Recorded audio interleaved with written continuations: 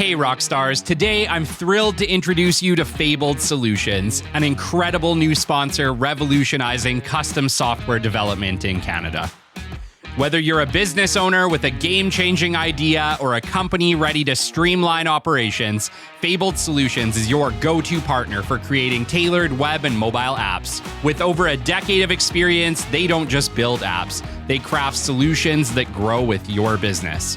Their secret, a strategic approach that blends deep industry expertise with a commitment to quality. From day one, Fabled Solutions works closely with you to prioritize what matters and deliver a minimum viable product that's functional, impactful, and built to scale. They balance speed with precision, crafting flexible database architectures that save you time and money as you grow. Whether you're automating internal processes or launching a groundbreaking product, Fabled Solutions has helped businesses of all sizes bring hundreds of ideas to life. Proudly Canadian, their commitment to excellence rivals anything you'd find in Silicon Valley. Ready to turn your vision into reality? Visit fabledsolutions.com to learn more about how Fabled Solutions can elevate your business. Fabled Solutions, because great ideas deserve extraordinary execution.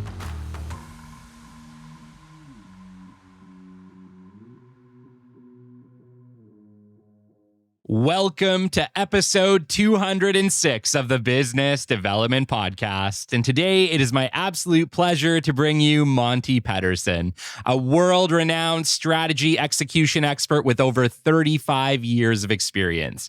Monte is going to teach us about the secrets to mastering strategy execution, unlocking leadership potential, and harnessing the transformative power of a personal brand. Stick with us. You are not going to want to miss this episode. The great Mark Cuban once said, "Business happens over years and years. Value is measured in the total upside of a business relationship, not by how much you squeezed out in any one deal." And we couldn't agree more.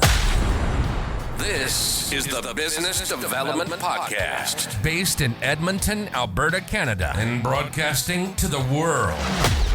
You'll get expert business development advice, tips and experiences, and you'll hear interviews with business owners, CEOs, and business development reps. You'll get actionable advice on how to grow business. Brought to you by Capital Business Development, capitalbd.ca. Let's do it. Welcome to the Business Development Podcast. And now your expert host, Kelly Kennedy.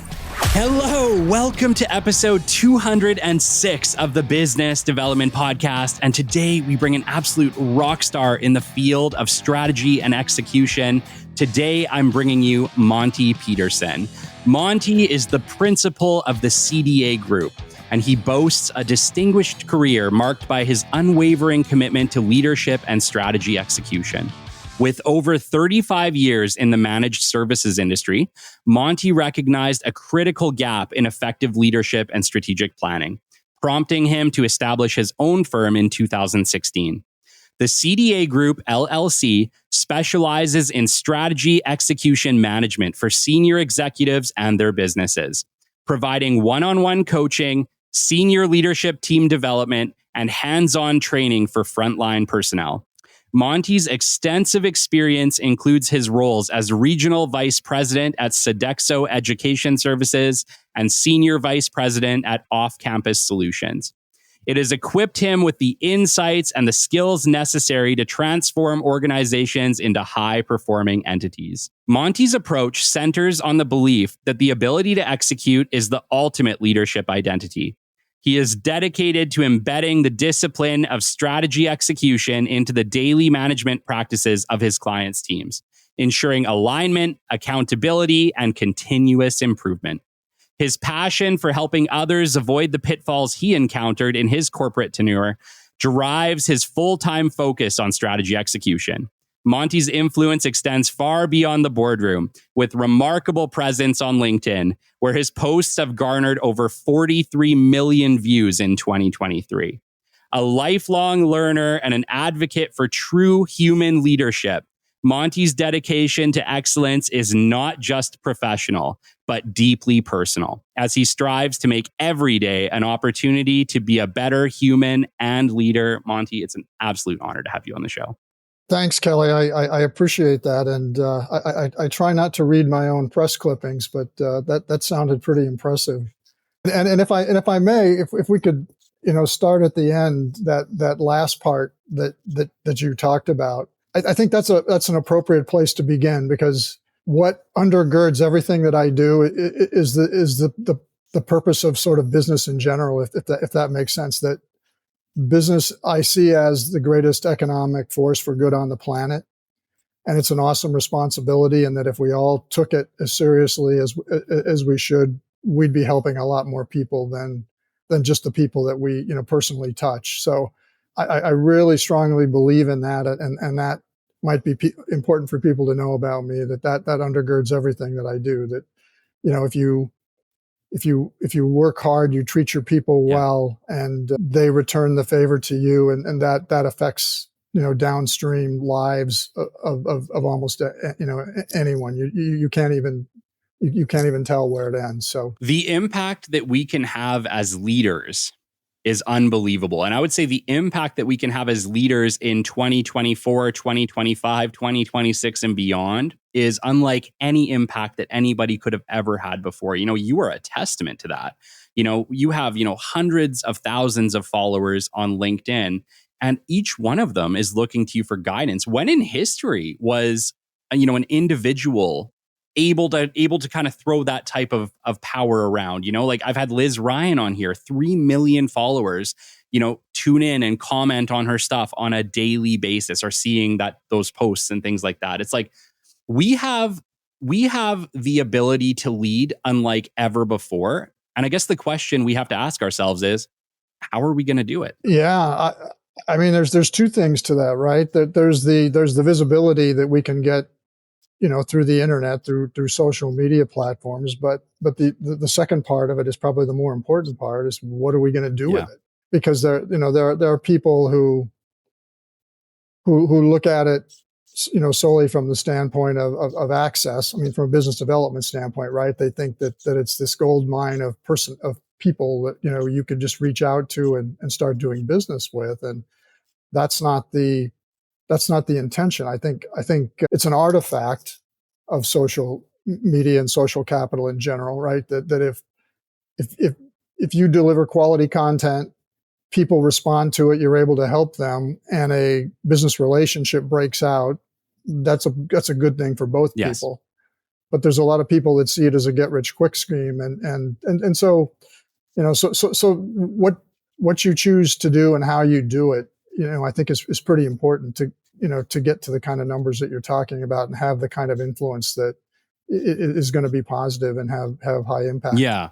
No, I agree. I actually find it kind of funny that you brought that up, because I had a person reach out to me the other day who mentioned, hey, I have an 80,000 following and we're doing nothing with it. What, in your opinion, what should I do with it? And honestly, I didn't have an answer for him, Monte. I was like, you know what? I'm not the right person to ask about this. I'm not sure what you should do with your following, right? At the end of the day, you have that following because you're providing value. In my mind, just keep doing what you're doing, because obviously you're helping the world. Yeah. I mean, if you have to ask that question, I think you've really got to do some soul searching and consider what it is you're doing. Yeah. It was a very successful CEO, actually, and he has multiple companies. And I think in his mind, he's thinking, I have all these followers and we do absolutely nothing with them. In your opinion, like, what is the right thing for, a CEO with a following like that? What should they do with that? Because obviously they built it by providing value about their company, by helping a certain industry. Is that not the point? That's part of the point. But I think the bigger point is that CEO has the opportunity to affect all of their stakeholders with their influence. And again, there aren't a ton of, there's 950 million people on LinkedIn, but not a lot of CEOs. And again, some of it's a time issue. But if you're thinking about it right, your social capital as an organization, as a CEO, your digital footprint, right, your branding, like what we were talking about before we went live, that's your platform. And you can talk to your employees, you can talk to your customers, you can talk to prospective employees, prospective customers. I mean, there's really no limit to who you can reach and the conversations that you can start that just may be, really positive and alter the course of your business. So, maybe at a time when you really need it. So Yeah. I think CEOs have to leverage it and again, not think of it in terms of sort of an Instagram, Facebook, TikTok mentality. Like, I'm, I'm old established and, I have a reputation, but, that's not it at all. It's really just connecting with, the right people that are that you're going to have a positive impact on, and they can potentially help you somewhere.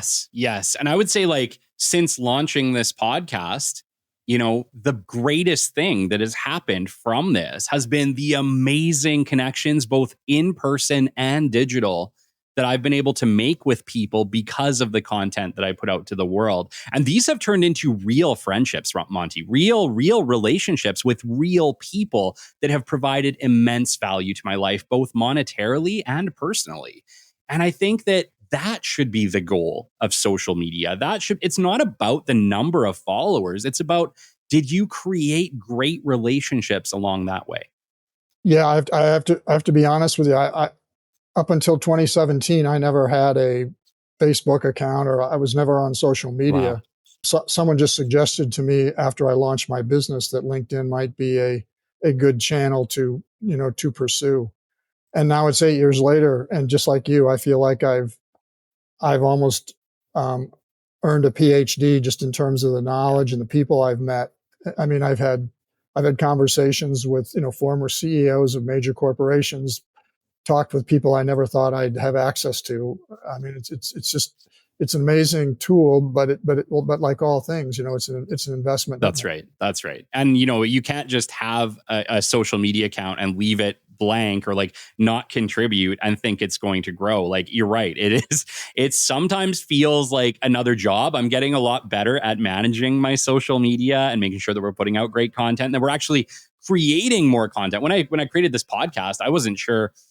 I didn't come from a media background. I didn't come from a podcasting background. I started from ground level and started talking to a wall and learned the whole thing on my own, the production on my own, how to manage a social media on my own. And I'll be honest, Monty, I am still learning every single day, and we're improving every single day, but it is a lot to learn and it's a lot to manage. Yeah. And 206 episodes is a testament to all that. So you don't get that far without some level of sacrifice. I remember one of the podcasts I listened to. I'm trying to think of the marketing guru who writes all in the short tidbits all the times, but he's very well respected. And this particular podcast that I listened to, he was trying to get him on his show, and this guy's like Liz Ryan, like he's got millions of followers, and he just said to him, "Call me when you've done your 75th or your 100th episode." Yeah. And I think that was his way of saying, go out and do something and commit to it, and then I'll know that this is worth my time in terms of investing in your audience. So it's a good thing. I actually agree with that. I actually do. I think people of your stature, like, the reality is, if you showed up to every single podcast that you were invited to, you would have no time. And I think it's really important for my fellow podcasters to understand that I did not get high quality guests like Monty until way, way later in my journey. And I had to earn the right to have these conversations. I had to put in the effort and build my own ability, build my own show, build our own following, so that there is value for Monty too, because Monty's time is incredibly, incredibly valuable. And I think we need to remember that. I think sometimes as podcasters, it's easy to forget that the people on the other side of the line are actually people who are trying to manage their time just like we are. And this is an hour to an hour and a half at a Monty's day that he could be using to generate real revenue for his company. And so I've gotten to a point of just graciousness and appreciation, and I'm thankful and honored to be able to bring on guests like you at this point in our career. Yeah, it's a great perspective to have. I appreciate you sharing that. Well, Monte, bring us back to the beginning. How did you end up on this journey? Yeah, it's interesting. Like so many people, and again, I'm a just so your audience knows, I'm a latent baby boomer. So, I grew up with parents who were of my parents are both high school graduates, and in fact, they're still alive today. They're both 88 and in fairly good health. So that's a good thing. But I was raised to kind of in a blue collar background that where your parents say they want more for you than what they had, and so their vision for all of their kids was really to go to college, and back then it was to get a good job you need a good education, right? Yeah. And that was sort of drilled into you. So I went to college and had a good time, but was pretty aimless. When it was all said and done, I did finally earn a degree, but it took a lot. But the thing about it is I worked all the way through college, and the way I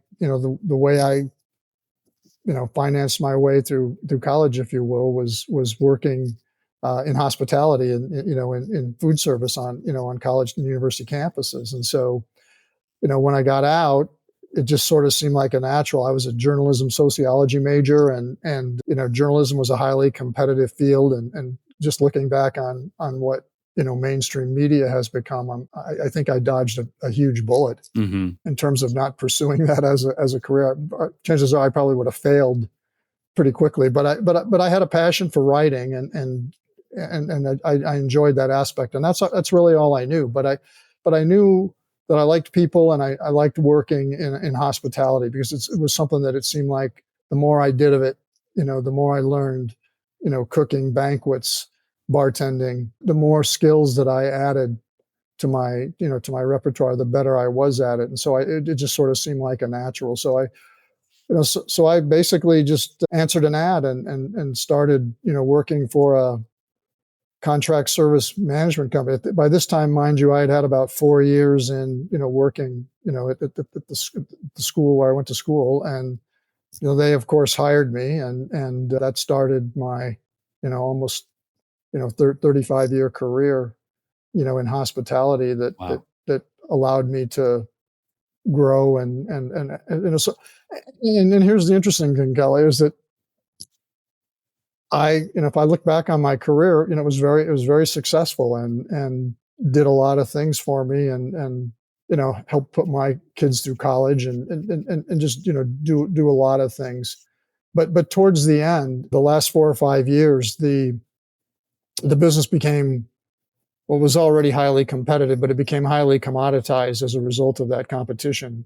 There were 3 major players, and we just ate each other's lunch. We traded business, and it really got to the point where leadership was, we'd taken so much out of the business, out of the margins in the business, to try and maintain our market share, that there was no money to do some of the things that we really needed to do to differentiate ourselves and succeed. So it was a lot of the last 4 or 5 years were just pretty brutal. Leadership didn't really respect my ability to manage. They sort of dictated to us what they wanted us to do, and so I knew that the end was near, that something was going to happen soon, and I actually did it. So I spent 25 years with one organization, Aramark, if people are familiar with that. Yep. And that's a Philadelphia-based, service provider. If you remember Versa Services in Canada, they acquired Versa during my tenure with them. So their presence probably grew in Canada a little bit at that time. But anyway, so I did 25 years with Aramark, and I never thought I wanted to leave. And then, I got a bad boss. Yeah. And I was doing something important for the organization, and he wasn't making my life too comfortable, and so their biggest competitor came along and recruited me, and I had never listened before. I'd been approached several times before, and I just wasn't interested, because I liked my organization and never thought I wanted to leave. But they just kind of called at the right time, and I had the conversation, and it led to some really good things for me. Working with the, off-campus solutions, you mentioned that, their subsidiary was a a tech startup that they had bought for their business. Another great case study story for later maybe, but I got to do some things I had never done before and was really appreciative of that. But then, the business started to crash. And along about that time, one of my clients, and I'd worked in the higher education market, so the largest percentage of my business were, colleges and universities across the Midwest. And one of my clients was a major Big Ten university, and I had a team on that campus. And it turns out my district manager, his wife had worked for this gentleman who created a strategy execution management system. He's a gentleman who was working in the aerospace business out in Southern California, and he had a boss that came to him, not a boss, I'm sorry, a client who came to him and said, Wayne Nelson is his name, but he said, Wayne, my people don't understand what I'm trying to do.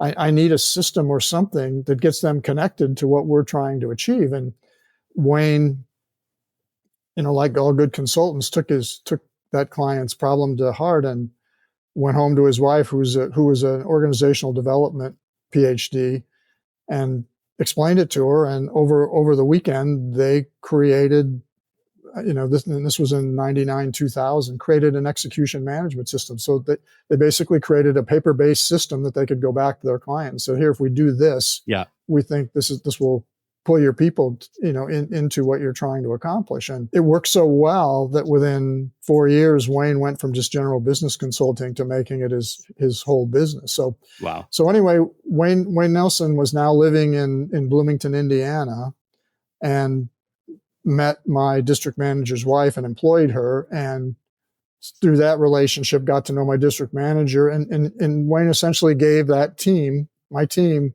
his system and trained them on it. And when I inherited the account, I learned about it. And so this was about around 2013. So I was actually kind of a student or a client of this system before I decided. But once I learned the system and I saw how effective it had been with my team, I just said to myself, holy cow, if I ever get away from this field, and I know that time is coming soon, I could see myself doing this, because just in looking back, if I had it and the level of responsibility that I had, I could have helped a lot more people, and I could have probably helped the organization, significantly achieve more as part of that. So yeah, in 2016, when I got my ticket to leave, I took it, and it probably took me all of about 1 or 2 weeks to decide I'm gonna start a firm, and it sort of focused on leadership training, but essentially I'm gonna work on strategy execution with businesses and organizations, and I'm gonna try and teach people to avoid what I learned over the course of nearly 3 decades. Wow. One of the questions that I immediately have is, I think a lot of companies, they don't even have a strategy. And I know that sounds funny, but how many companies, I've been at so many companies, and I don't think I've had one of them ever sit down and lay out and say, Kelly, this is the plan for how we are going to accomplish our goals over the next year, 2 years, 5 years. I think there's hundreds and thousands or hundreds of thousands of companies that don't even have a strategy. The strategy is don't fail by any means necessary. Yeah, and it's pretty easy to understand why when you sort of peel back the layers of the onion, because most organizations have tried strategy and they've just not understood it at a level that they need to. And I think consultants like me and other organizations have just overwhelmed them and made it more complicated than what it really needs to be. And so that they've just gone back to a set of performance metrics, right? Let's just add 10% to this year's budget and let's try and hit this number. I mean, some strategies are as simple as that. So that's one of the primary reasons why I'm in this field, is because there are experts on the strategy side, and there are some expertise, although it's not quite as common as the strategy side. But there is just this huge gap in between that, even if I had a good strategy, I don't know how to get to the results. So it's, I almost use the metaphor of a bridge where, someone's standing on one side with their strategy, in their building tools, in their materials, and they're trying to figure out how they craft the path to execute to get to the results that they need. Mm-hmm. And so that's essentially, what my mission is to fulfill that gap, get people understanding what strategy is, demystifying, simplifying the process of strategy and execution, and showing people a repeatable methodology that allows them, to make that jump, because it's not as complicated as people make it seem. And when you really sit down and you look at it, it helps to have a good strategy. It really does, as you know. And then that's what elicits, great execution. But, you can still execute even if you just have 3 or 4, key initiatives that you want to accomplish in a year. So we can always get people moving. I can meet them where they're at and we can get them moving. But over time, we're going to learn how to develop a good strategy. And then we're going to, learn what it takes to, execute on it and get better at it year after year. Amazing. Well, it's early New Year 2025 at this point. There's a lot of people who could benefit from understanding not only how to create a strategy, but obviously will lead into how to execute it to success. But, I was hoping today, Monte, that you would really just give us a 101. We're talking to a lot of entrepreneurs. We're talking to a lot of, executives. We're talking to a lot of people who maybe are looking to start their first company this year. And, understanding how to implement a strategy, plan a strategy, and execute a strategy, to me, could be the difference between failing and succeeding. And so, if you could maybe give us a bit of a hypothetical situation and just run us through how do we create a strategy, and then take us through to the proper execution. The biggest thing that people get wrong about strategy is just not understanding, what it is. And I ascribe to, and this is really interesting and might appeal to some of your Canadian viewers, but I have some strong Canadian influence in my thinking.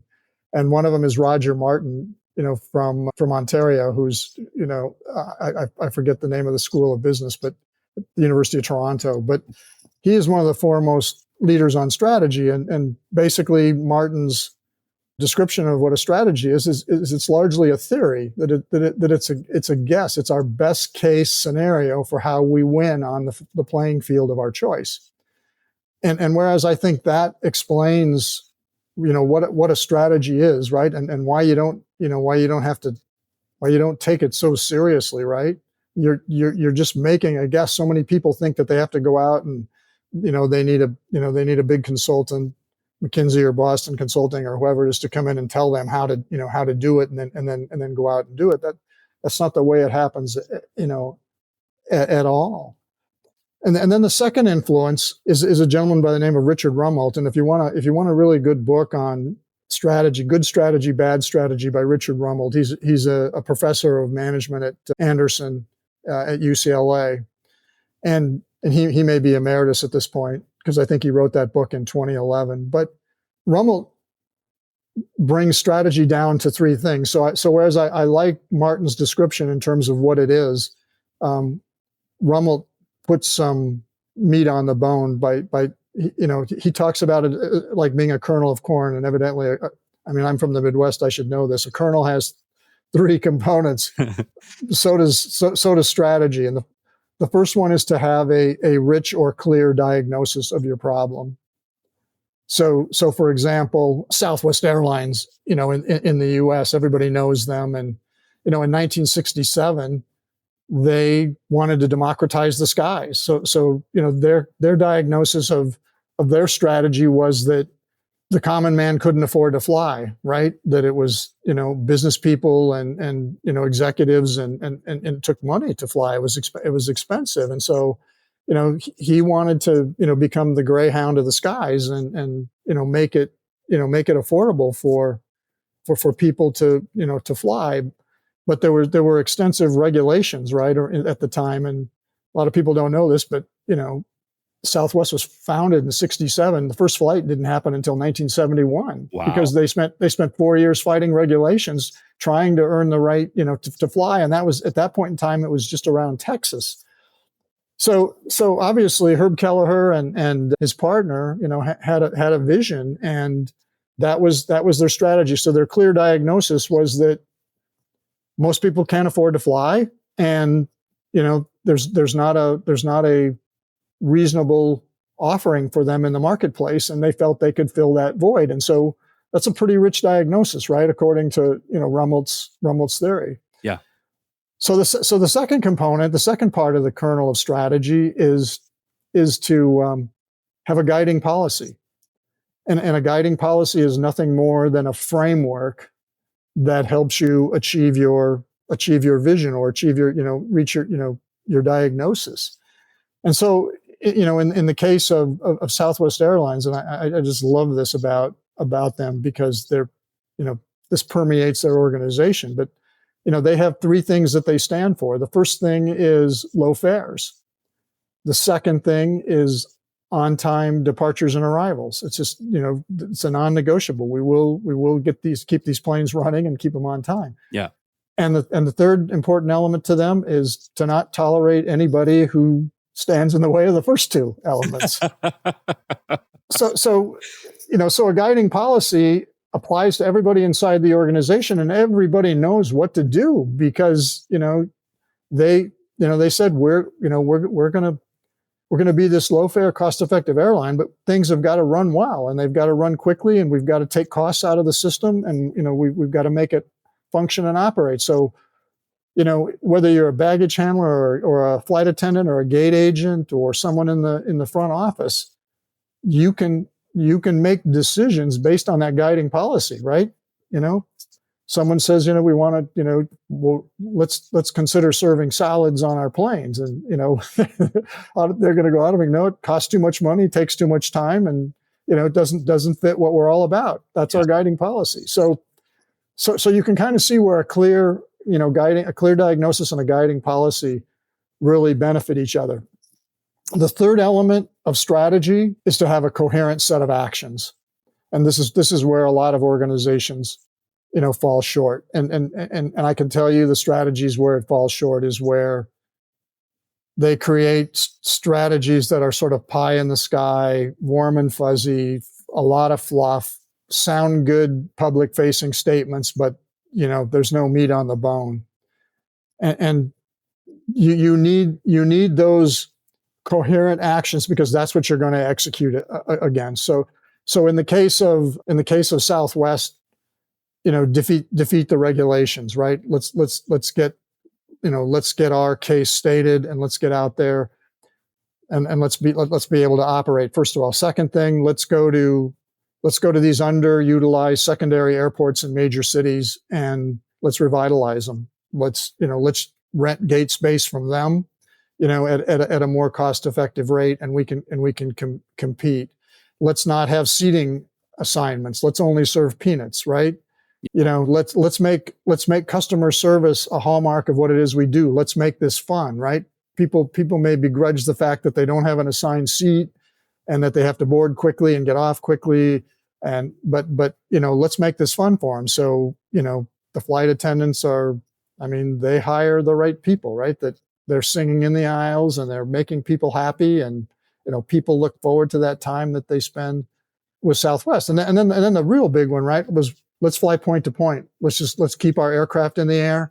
Let's only use one aircraft, a 737. So, everything's consistent and maintenance needs are all met. So everybody knows the story, but when you lay it out against Rummelt's strategy kernel and saying, you need these three actions, you can see why they're successful. So, just in the scope of understanding these last few minutes, what strategy is, and, if you apply Rummelt's three kernels to it, or three components of a kernel to it, you understand what you need to do. And then it's all about execution. And then it's about planning and putting that together and, turning sort of the intangible, into results. But what I'll say on the execution side, from a 101 standpoint, is that it's not intuitive. And a lot of people think it is, that if we create and we craft this brilliant strategy, we make assignments, marketing does this, operations does this, sales does this, that everything's just going to come together in the end, and it's going to be peachy. And never has a bigger load of crap been sold to more people, because it just doesn't happen that way. Execution is something that you need to manage, and you need to pay attention to it, and you need to be able to take that strategy and effectively translate it throughout the organization and empower people to act against it and stay connected to it. Otherwise, you're just going to have a disparate group of tools and people that are out there doing what they think is best. And again, in some cases, businesses have been doing things long enough that they can cover up problems, and they can maintain profitability and do those things, but they'll never be high performing. Yeah. So there's this natural flow. And one of the things, one of the missions that I'm on personally right now, and that I mentioned to you, my partner Jacob Boven over in Switzerland, that we've sort of identified this huge gap, right? This chasm, this bridge where CEOs and leadership teams are standing on one end, wondering how to get to the other end, and that's what we're trying to fill. We're trying to fill that void to create an awareness around strategy and execution and what it takes to get there. In addition to that, I obviously for the right people, for the committed organization, that 2% out of the 10% that probably make their strategy annually.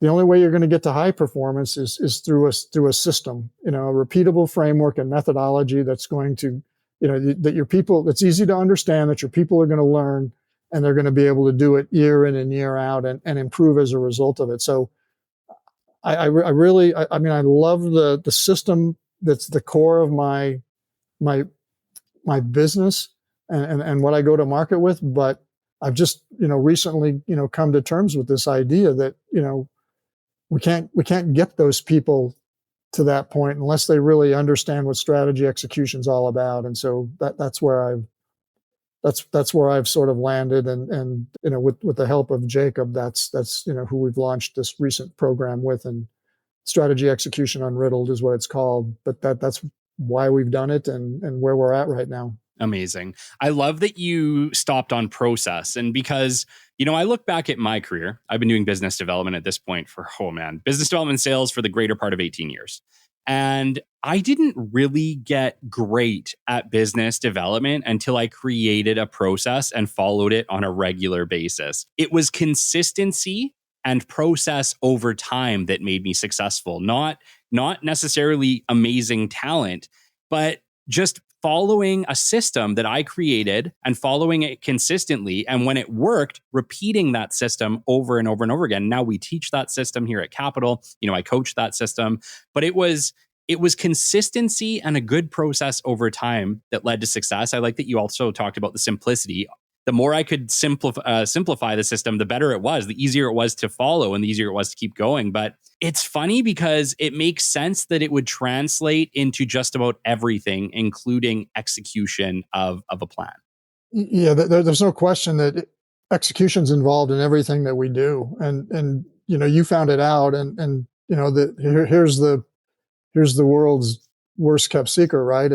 You don't have to have the smartest people in the world. You just have to have committed people that understand what you're trying to do, and sell them on your process and the benefits, and they'll execute on it. I mean, they will. People don't go to work wanting to do a bad job. That's right.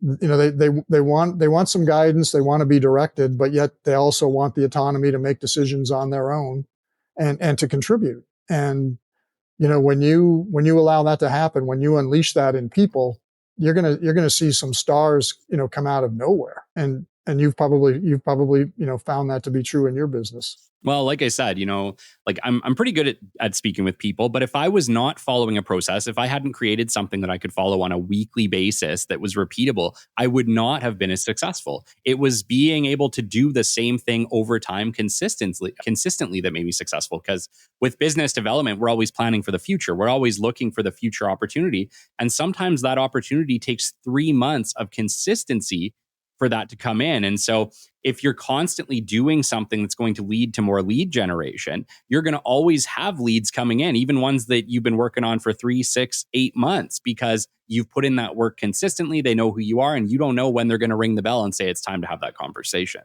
Yeah, that's so important, because everybody sells, right? I mean, I don't care what it is you're doing, whether you're selling internally or externally, you've got to have that, and so process is sort of king in terms of doing that. You've got to have something to teach and guide and lead your people, because it's a human behavior issue, right? I mean, I don't know if you're familiar with the book Detonate. Came out in 2018 by a couple of Price Waterhouse consultants, but what I love about it is they really feel like you have to blow up best practices, that we've gotten into this. I mean, for decades, right? Businesses have run just based upon how we did things in the previous decade, right? But now the millennials and the Gen Xers and the Gen Zers, are dominating the workforce, and they're essentially showing us a different way. Yeah. A different way to sell, a different way to work, a way to use technology, to our advantage. And so you've got these people who are kind of proving the boomers wrong, right? And the traditionalists, in terms of how things have to operate. I mean, going back to my story, right? We just thought we needed to, work for a company for 30 years and, get the gold watch and have the retirement party. And they're looking at it and going, no, I don't think I want to do that. Why would I do that? And so what are they doing? They either like what you're doing and they'll continue to work with you and learn from you. If they don't like what you're doing, they'll probably quit and they'll get a side gig and they'll figure out what they're going to do until they find something else, or they'll take what you're doing and they'll go out and build a better mousetrap and then go out and develop that as a business. And I mean, this is unprecedented in terms of, what we've seen happen in business, for decades. And so that's what we're dealing with. And that's why you need a process, because, these kids, I guess I'll call them that, because they're very calculated, right? They know what they're doing. They have a strong digital presence. They understand, what technology and what social platforms, do for them. And quite frankly, it's, I think it's going to drive even more success, in our economy. And AI is only the latest chapter, right? Sure. Yeah. It's like everything is being designed to like simplify almost all systems using AI, which, AI is a whole nother topic, because the reality is it's changing so quickly that trying to keep up with it is almost damn near impossible. I've been using it since we launched this podcast for the most part. And like the amount of changes we've had with AI programs simply in the last year and a half or 2 years has been absolutely astronomical. But you're right, it's going to change everything. And it's so funny because recently, well, I guess not recently now, but I had spoken with Liz Ryan and she was really talking about, like the future is personal brand. The future is everybody needs to be able to look after themselves and have their own skill sets, because the days of the gold watch and retirement seem to be long gone. People are waking up and recognizing that they have a choice in who they work for and what they do. And whereas I think that was probably true, in previous generations, people got to a point where they just didn't want to start over, right? Yeah. So they remained. And again, that probably drove a good part of my career. They have no fear, and so what they're proving to others, and again, there are people of my age who are, who have been let go, right? They've just been, they rise to a level of salary, and call it ageism, don't call it ageism, but basically, organizations weed out people that cost them money. That's right. especially if they don't feel they're being effective enough. And those people are still willing to work and contribute and, do things. And I think they're a valuable part of the workforce that right now are being neglected. So in effect, they're rising up and responding by, doing their thing, and, personal branding and, creating a digital footprint are probably the first, two things they think of. Yeah. Yeah. Well, either way, it's happening, and it's happening all over the place. And it does seem to be the trending conversation that I've really had over the last year. Has been a lot of people just chatting about, the power of personal brand. But, I want to spend some time. We did spend some time on that in the beginning. I do want to spend a little bit of time on it before we end today. But, I want to go back into the execution part, because me and you discussed this, in our very first conversation. You were saying, Kelly, like a lot of people they're pretty good at making a plan. They're pretty good at making some type of strategy plan. Where it falls short is the execution. And you mentioned that like most plans, 60 to 90% of them are never able to execute properly. Can we talk about how can we change that? That number is horrible. Yeah, it really is. And it's one that's hard to put an accurate number on, because I think people aren't honest about it in terms, and again, it just may be an artifact of how they did things, right? Because holy cow, I worked for a $16 billion organization, and one of the hallmarks of our CEO, and he was a great CEO at the time, no complaints about his leadership, but he always believed in stretch assignments, right? So all of our business plans, and that's really what we followed, right? We didn't have there might have been a global strategy or something, which were just, words developed by the board, or, so forth. But he would hang the number out there pretty high, be very aggressive. And if we got to 60 or 70% of it, the leadership would be pretty happy. Yeah. And that, the idea of that is just crazy to me, but it's indicative of what business leaders do, from an execution standpoint. They sort of do what works for them. And that's what, that's why, the majority of these strategies have just been a list of performance metrics. And, at that point, you overlook the whole cultural element of what strategy execution can do for your organization. You have no common purpose. You have no, again, you may have a long-term vision, but you don't do an effective job of communicating it, throughout the organization. And so you miss that opportunity to get your people, united around, like Southwest, the idea of, people never before flying, getting to get on a plane and go somewhere quickly and cost efficiently. Another great story along that line of execution and relating it back to culture and common direction and purpose is in America. There's about a 15, I think they might be almost 20 years old now, a mortgage company called Movement Mortgage, and they came out of the financial crisis, and basically the CEO had this vision where, coming out of the crisis, and what kind of a debacle that was with home ownership, right? Where, they were selling mortgages and putting them in subprime, tranches, and, collapse the market.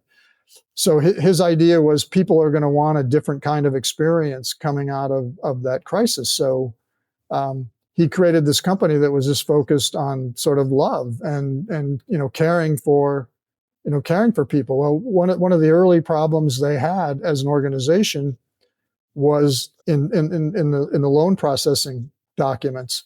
There were just a lot of errors and omissions, being done by the people in the back of the house. And so he got this idea that there was just something missing. Well, the missing element was they weren't seeing the impact of what it is they were doing. Mm-hmm. And so he asked the mortgage companies, the lending partners that they worked with, once you closed a sale, take a picture of the new owner with the keys and and their loan papers, or whatever. But they would get these smiling shots of a single mom with two kids, being able to to buy a home. And yeah.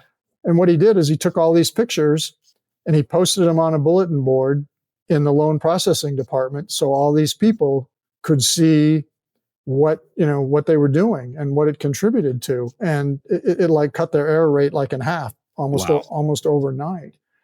And so you see the connection that having a strategy, right? Something that a purpose, a common purpose that you want to do, having that vision. So you have all these foundational elements, right? And they just don't reach people. But you've got to do that. You've got to get those, connected to people so that they understand their role and that what they're contributing to means something to somebody, and they have purpose. So there's a cohesive relationship here that comes from the strategy and then the execution part. But the primary execution driver in all of that is this understanding that from our strategy, and again, people get this idea that you need a strategy every year, and strategy doesn't happen every year. You got to trash the calendar when it comes to picking a time for strategy to work, because you just don't know, right? It's, going back to Roger Martin, it's just your guess. Yeah. So it may take 3 years, it may take 5 years, who knows? It may take less. You have to be prepared to live through multiple years. So you set strategic initiatives every year that you think get you to that strategy or that, comply with your vision, right? That are directionally correct. But those strategic initiatives that you create annually need to be crystal clear if you're going to execute well. Because when you write initiatives for each level of the organization that spell it out in words that those people understand, so they know what it is they have to be doing. And then when you write clear, relevant, and engaging goals for the people, who are going to drive the completion of those initiatives, it's a multiplier effect. Those initiatives then add up to, the strategic initiatives all get accomplished, and that directly contributes to the overarching objective of the whole organization. So execution has to have that connectivity, and it needs those key drivers. You really want to get to a point where execution is intuitive with your people, that every year they know that there are going to be 4 or 5 key initiatives that the organizations wants to accomplish, and their department may touch 2 or 3 of them. And from those 2 or 3, they're going to be figuring out what they need to do, goal-wise in their department to contribute to those initiatives.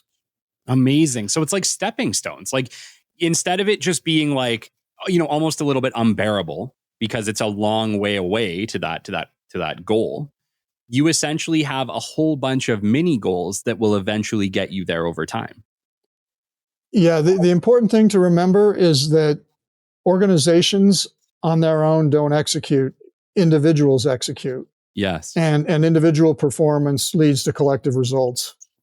So when you get people understanding what it is that you want to do, and you get them focused like a laser on accomplishing the things that are going to drive those initiatives, then that's where the magic happens.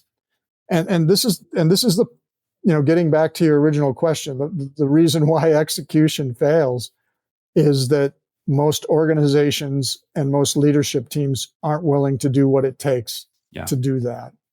And I love the James Clear quote that says, "We tend to romanticize our ideas, but the magic we seek is in the work that we're avoiding." Yeah, I agree. I would say that most of the time, if you're struggling to grow or achieve something, it's the thing you're avoiding. It's, the thing that you're avoiding is the thing you need to be doubling down on 90% of the time. And that happens in business development literally all the time. I can't tell you how often most of the recommendations I'm giving to people are pick up your phone and actually call somebody, because that's the secret. It's no secret. The secret is no secret. Just get in touch with the people who actually need your products and services, and you'll probably sell some of them. That's right. That's right. When you break it down to the lowest common denominator and you simplify it, that's where it's going to happen. And what people don't get is it's just fundamental human behavior, right? You've got to if you're going to change anything, you're going to ask a human being to do something different than what they're doing today. Yeah. And that's all it comes down to. Totally. No, this has been amazing, Monte. Thank you so much. I think strategy and execution, like I said, this is the first show we've ever actually had on strategy and execution in 200 episodes. And I appreciate it immensely. You're a leader in that area. You're a leader in leadership. I wanted to chat with you. We got into it at the beginning of the show, and we're going to circle back to it now, just because I feel like 2024, 2025, the real thing that everyone seems to be talking about is personal branding. You have a following of, 200,000 people on LinkedIn. Let's chat a little bit about that. You're leading in this area. You've been able to build an amazing personal brand. Can you speak to your strategy and why you chose to go that route? Or was it just something that happened? I started out with the idea that, visibility gave you exposure, and that if you could meet people, and I'm a huge relationship person, right? I think relationships undergird so much. It's the reason we're in business. So I thought relationships were what I was after, and I got that.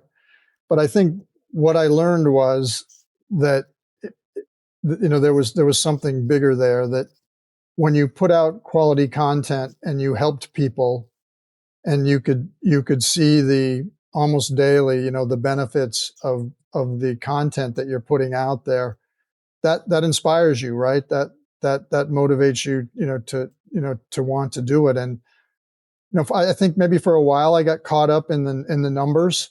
What was interesting about it, Kelly, was the first 3 or 4 years that I was on social media, my numbers didn't grow. I mean, up until probably about 3 years ago, maybe I had 20,000 followers, but then all of a sudden, about 3 years ago, it just sort of took off, and I started getting, posts with, 500,000, 750,000, 1 million impressions, and then all of a sudden you're kind of saying, I've ignited a spark here, and so you sort of follow that, but the idea of it is that just put out quality content, meet the right people, create the the right relationships, help the people that you can, and again, you can't help everybody.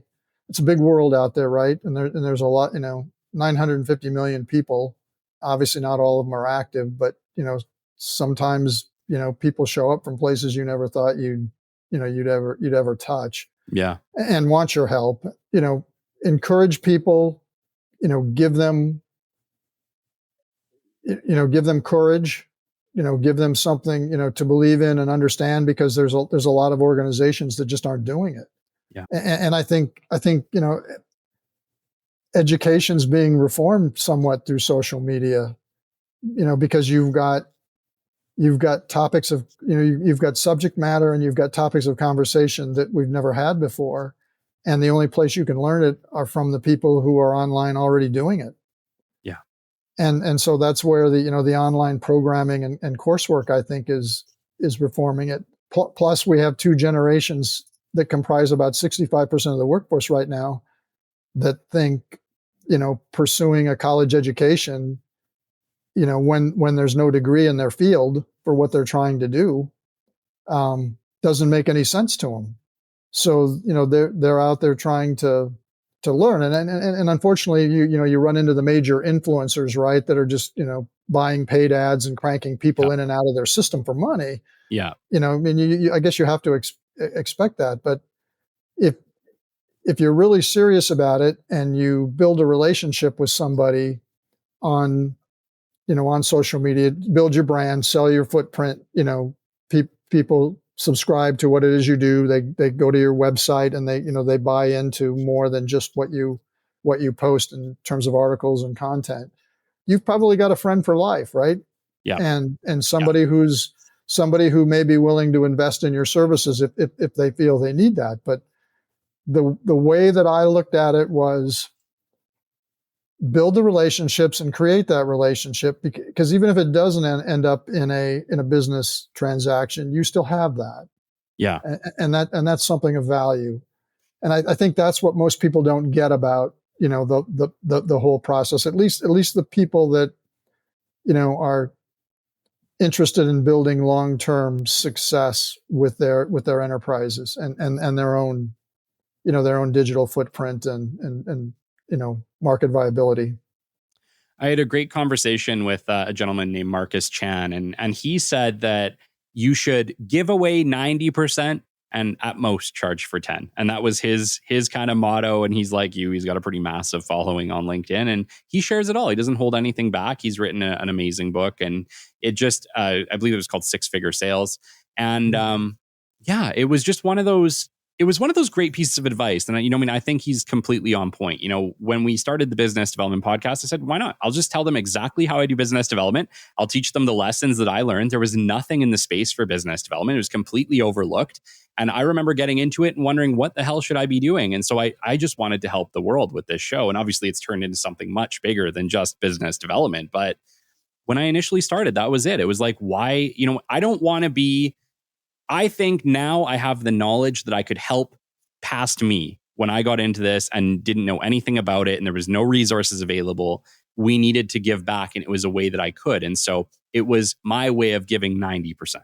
And I think that is the future of the world, right? Like, you can find out just about anything you want to find out on YouTube, on LinkedIn, through podcasts. We live in this amazing time where almost anything you want to learn is available to you. I think that might be the real challenge that you're seeing with universities, is that people are realizing that they don't need to go to one organization to find this information. A lot of it is readily available to them. It's a different time.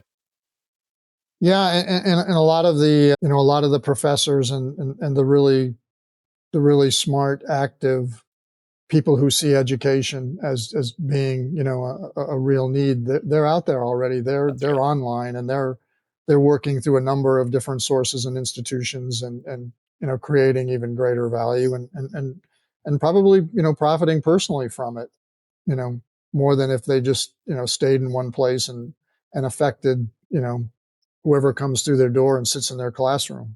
Yeah. Yeah, it's a brave new world. And, while we're getting into that, I did just want to close the show today. You've been a leader for over 35 years. You've experienced a lot. I'm sure a lot has changed in that time with regards to leadership. We're talking to a lot of people in the new year. Maybe they're new leaders, emerging leaders, or have been leaders a long time, but, there's a lot of lessons that you can impart on them. And I guess I would just say, what would be, say your top 3 leadership pieces of advice here going into 2025 for people? What should they be considering in this new world?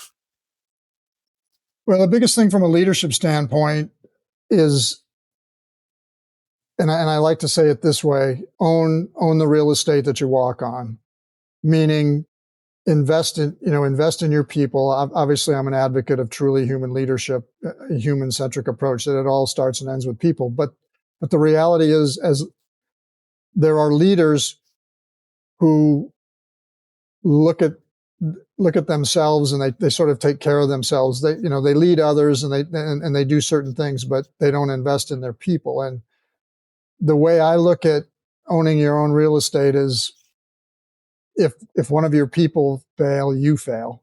Yeah. That, you've got to own everything that goes on, the good, the bad.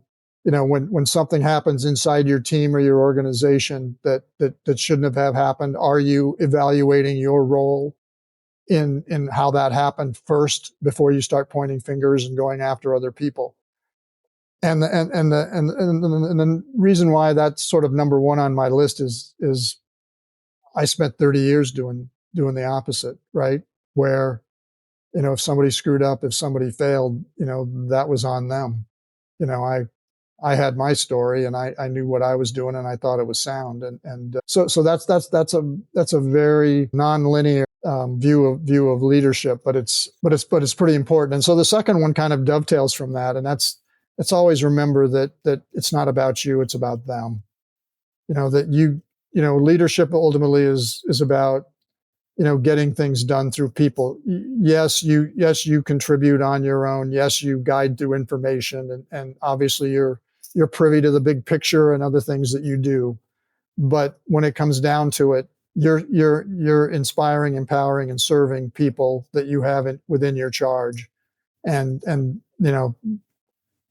if the minute you take the focus off of them the minute you start losing your leadership credential, at least in my mind. And then the last thing that I would say is, more than ever, and this probably applies to your 2025 thinking, is that business needs courageous leaders. We really do. If you can't call somebody out within your organization, right? I mean, assuming you have a psychologically and safe environment. I don't want people marching into the boss's office and chewing them out if it's going to get them fired. But yeah, we've got to be able to have the difficult conversations with people. When someone's screwing up, you've just got to go to them and say, what's going on? What can I do differently? What can I help you with? Or is this just not a good fit? And maybe there's something else we can do with you, inside the organization, if this isn't what you feel passionate about. Yeah. So most managers, I would say, aren't willing to have those. They do things by the book. They're all about the nuts and bolts, and we need good managers and we need good leaders. There's no question about it. But a leader will be able to have that difficult conversation and make those hard decisions and be courageous in terms of how they lead. That's the only way we surface reality, and that's the only way we can act on it when we know something needs to change. Amazing. Thank you so much for that, Monte. I think leadership is challenging, and I think a big part of that is that we can be reluctant sometimes to look ourselves in the mirror and ask ourselves, what could we have done better, right? It's a lot easier to point fingers sometimes than it is to look in the mirror and say, look, there is usually a failure on both sides. It's not usually one-sided. There's usually things that we could do. And I think as leaders, the more that we can try to reflect on ourselves and how we can do better, the better off we'll be. Absolutely. You and I know that, central Canada is a lot like the great Midwest in the US. And Yes. We have this tendency to be what we call, it might be called something different in Canada. Down here, it's called Minnesota nice, right? Where we don't want to offend anybody. We like to please people. And we need more of an East Coast attitude, where somebody gets in your face, because, the number one right of every team member is to know where they stand with their manager and the boss and, the company every day. And if we're not giving them that, then we're shortchanging them, and we're missing out on an opportunity to, optimize their abilities within our group or department or whatever. Yeah, absolutely. And I agree. Yeah, I think we do struggle with that. We do struggle it's confrontation, right? We're avoiding confrontation. And, I know I've struggled with that, and so have many, many, many people. And I'm a recovering confronter. Is that the right way? Is that the right way of saying it? Yeah. Monte, this has been absolutely amazing. I want to chat a little bit about CDA Group. You guys offer a wide range of services as we talk. Like, it started off with one, but it's starting to expand into more. Can we chat a little bit about CDA Group and the services that you provide? Yeah, so CDA comes from clarify, deploy, achieve, which is really, what great execution is all about. Clarify what you need to have done, deploy the resources necessary to the right people, and then go out and deliver on it. And so that's sort of where the acronym came from. But we are a leadership training firm, and leadership is firmly embedded into everything we do. So we have an execution management system that I think is the best in the market. There aren't that many. They haven't been around that long. But this is a very, very solid, easy to learn, understand, and manage process that will get you executing really, really, quickly. And so we have that. I just mentioned, our educational platform in terms of, that we're moving into, where we're trying to bring knowledge and understanding to the whole strategy to execution gap that exists out there. And so, strategy execution unriddled is the program that I've built with Jacob Bovin in Switzerland. And what's interesting about it is, we're trying to affect, Central Europe and the United States, in the same sort of in the same bucket. But we have a couple of online courses that we've developed. One of them is the Strategy Execution Essentials course, just completing the first cohort. We have a second cohort starting in August. So if you follow my stuff or go to clarifydeployachieve.com, you'll find out more about that.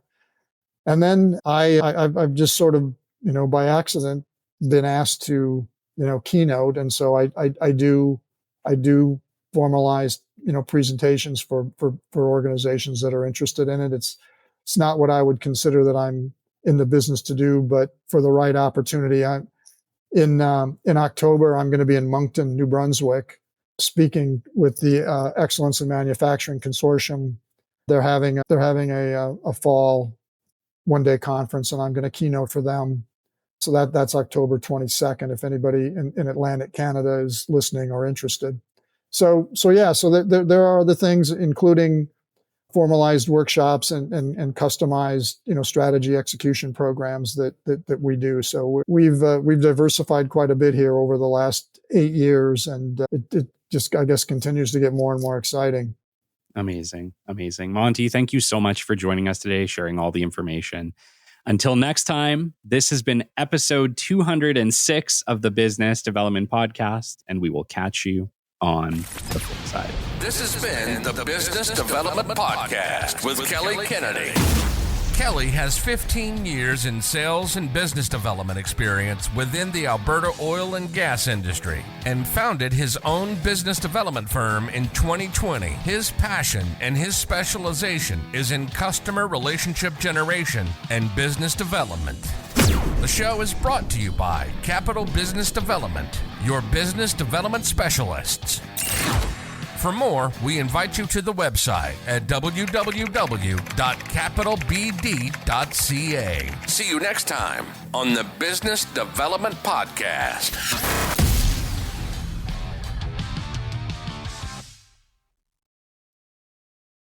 Hey, rock stars, are you ready to master the art of business development and finally achieve the results you've been chasing? Hi, I'm Kelly Kennedy, host of the Business Development Podcast, and I want to invite you to the Business Development Mastery Program, a transformative journey designed to help you level up, stand out, and succeed. This program goes beyond the basics. You'll learn how to craft marketing materials that sell, create ideal customer profiles, and build target lists that deliver results. But that's just the start. You'll also discover the secrets to personal branding so that you're not just another voice in the crowd, and learn how to use social media strategies to position yourself as a trusted expert in your field. It's about building relationships, driving action, and achieving measurable growth. The truth is, business development isn't guesswork, it's a system, and I'll show you how to make it work for you. Let's get started. Book your discovery call now at capitalbd.ca or connect with me directly on LinkedIn and send me a DM. Your next big win is waiting.